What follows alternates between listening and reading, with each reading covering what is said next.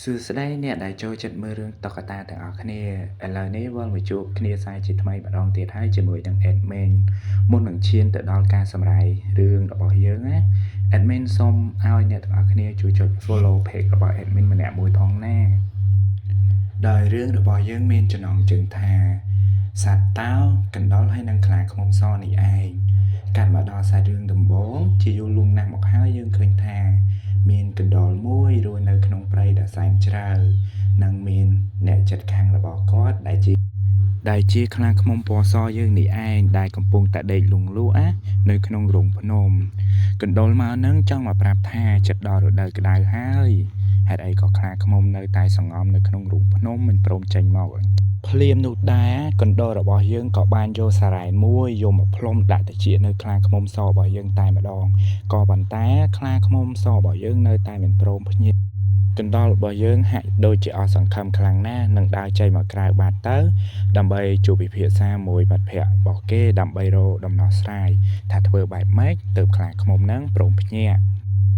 ភ្លាមនោះដែរមិត្តរបស់គេក៏បានណែនាំឲ្យទៅរកស្ដេចតោទៅព្រោះអីស្ដេចតោគឺជាស្ដេចព្រៃដែលខ្លាំងនិងមានសម្លេងឮល្អ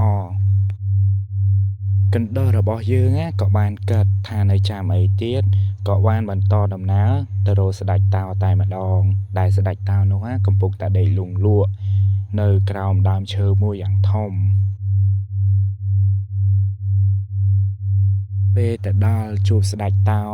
កណ្ដុរមានអារម្មណ៍ថាភ័យបន្តិចមែនក៏ប៉ុន្តែក៏បានដើរថយក្រោយស្រាប់តែជន់មែកឈើមួយស្ដេចតោភ្ញាក់តែម្ដងហើយស្ដេចតោក៏បានបន្តទៀតថាតើឯងមកនេះមានការអ្វីចង់ឲ្យយើងជួយអ្វីដែរគេក៏និយាយរឿងក្នុងចិត្តប្រាប់ទៅថាខ្លាឃ្មុំសដែលជាអ្នកចិត្តខាងរបស់គេហ្នឹងគឺកេងដេកមិនព្រមភ្ញាក់តែម្ដងតែមានដំណោះស្រាយអ្វីអាចជួយបានដែរឬទេដែលហេតុថាកណ្ដុរគឺជាសត្វតូចហើយមានសម្លេងក៏តិចដែរនៅពេលដែលកណ្ដុរទៅហាវឬក៏ដាស់ខ្លាឃ្មុំនោះបែរជាខ្លាឃ្មុំនោះពុំឮទាល់តែសោះ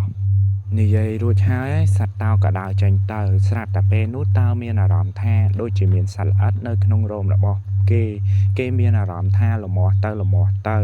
គឺពុំព្រមឈប់ទាល់តែសោះកណ្ដុរក៏បានសួរថាតើអ្នកមានរឿងអ្វីមួយសន្ទុះក្រោយមកកណ្ដុរក៏បានឃើញមានសត្វល្អិតនៅក្នុងរោមរបស់គេភ្លាមនោះដែរកណ្ដុរក៏ហក់ស្ទុះឡើងទៅលើខ្នងរបស់តោរួចក៏បេះសត្វល្អិតចេញពីខ្នងតោមួយសន្ទុះក្រោយមកតោ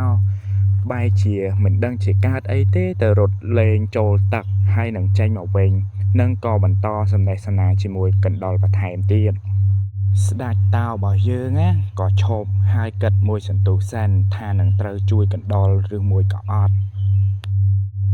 តោរបស់យើងគឺចិត្តទន់ណាយព្រមតែជួយកណ្ដុរនិងជូនកណ្ដុរទៅផ្ទះវិញទៀតផងភ្លាមនោះដែរនៅពេលដែលទៅដល់ផ្ទះកណ្ដុរក៏ឃើញខ្លាឃ្មុំមួយនៅតែគេងនៅតែដេកនៅនឹងអត់ទៅណាសោះអ្នកទាំងអស់គ្នាគឺនៅក្នុងរោងភ្នំនឹងតែម្ដង